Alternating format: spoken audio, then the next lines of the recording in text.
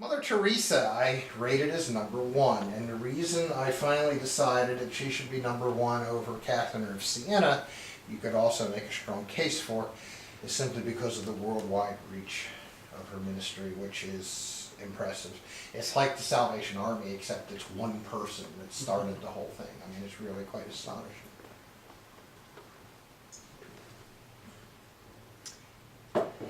This is a quote from her that we're looking at. By blood, I'm an Albanian. By citizenship, an Indian. By faith, I'm a Catholic nun. As to my calling, I belong to the world. As to my heart, I belong entirely to the heart of Jesus. And that's from the Vatican News Services, one of my favorite things to quote. So let's talk about Mother Teresa and how she got where she did.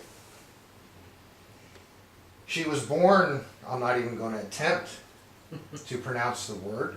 I'm not going to attempt to pronounce the name of the town she was born in. But I can say it was so long ago that it was still the Ottoman Empire.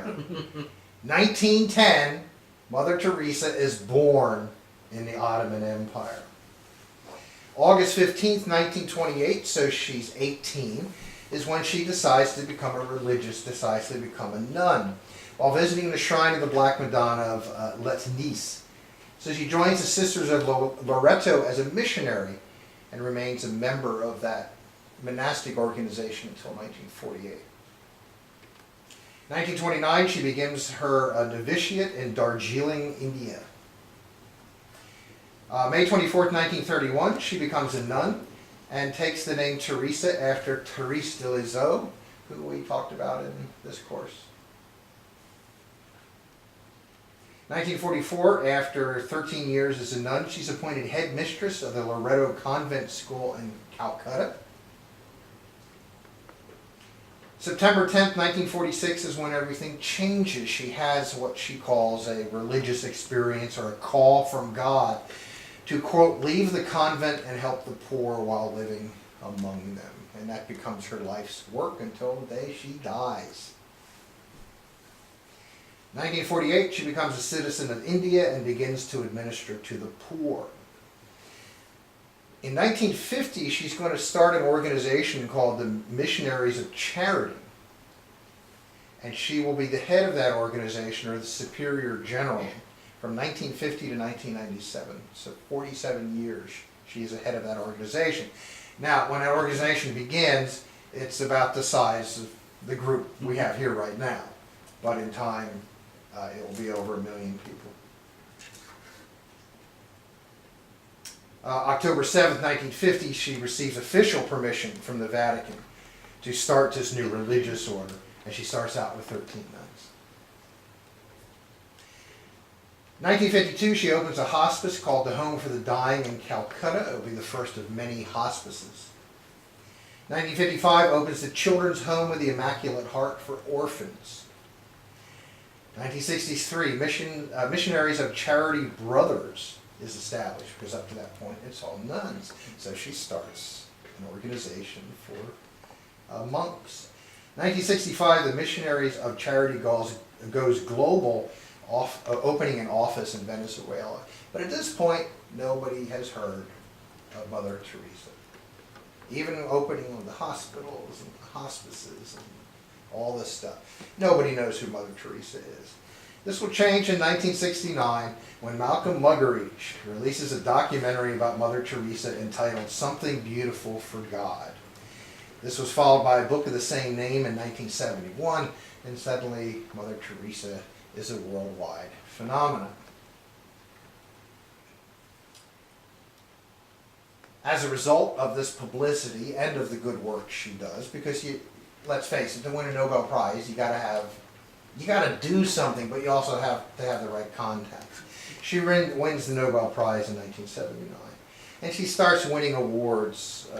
1980, receives the Bharat Ratna, the highest civilian award in India. She'll eventually receive a Medal of Freedom from the United States, another medal from England.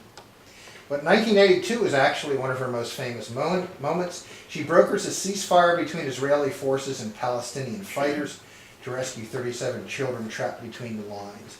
And with the help of the Red Cross, she personally walks in and rescues the children during a very uncertain ceasefire. 1983, she suffers her first heart attack and receives the Order of Merit from the United Kingdom. That will not be her last heart attack.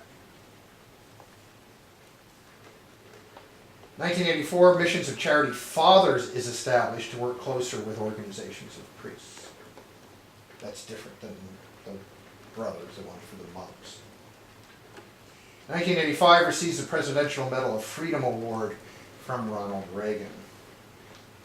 1989, she has a second heart attack, and this is when she receives a pacemaker.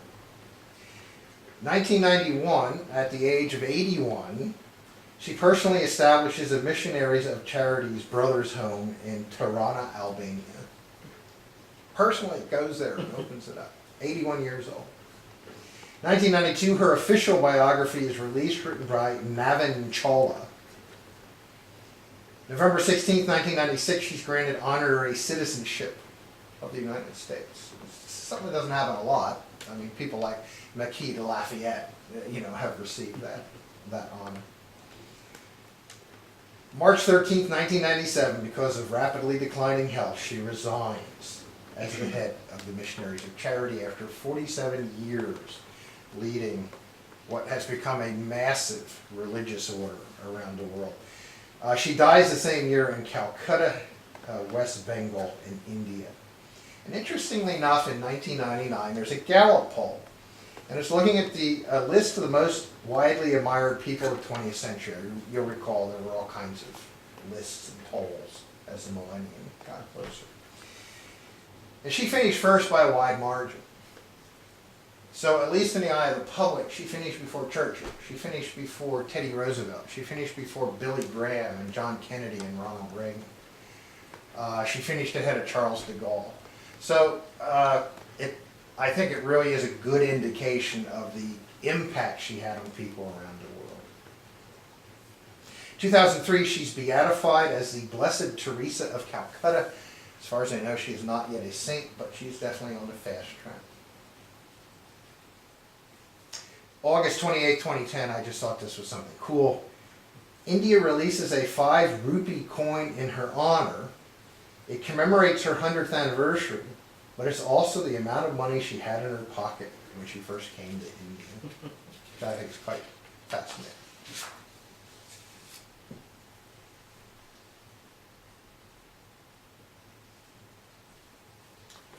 There's her name, born August 26, 1910. I personally like Mother Teresa better as a name. She founds one of the great religious orders in the world and ministers to the needs of the poor and sick, first in Calcutta, but eventually all over the world. And there she's receiving the Medal of Freedom at a White House ceremony.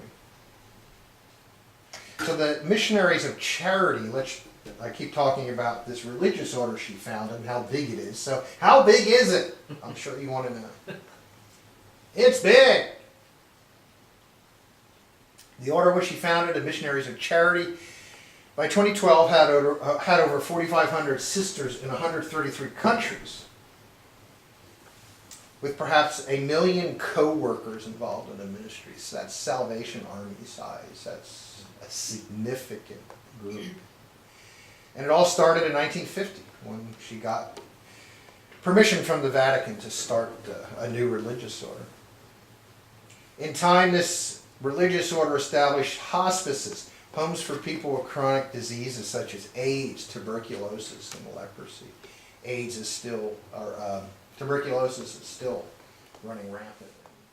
The organization also established schools. They opened orphanages, soup kitchens, counseling centers. Really pretty amazing thing. Big deal, of course. She gets the Nobel Prize. I mentioned that she had brokered the ceasefire between the Israeli and Palestinian fighters in 1982, and she herself walked to get the children and led them out of the school. 2003, she's beatified as the Blessed Teresa of Calcutta. by Pope John Paul II, putting her on a path to sainthood. I'm guessing that I will probably never be beatified. I'm just guessing, since I'm not Catholic. John Paul II had some interesting things to say about her when he beatified her. First and foremost, a missionary. He says she was one of the greatest missionaries of the 20th century.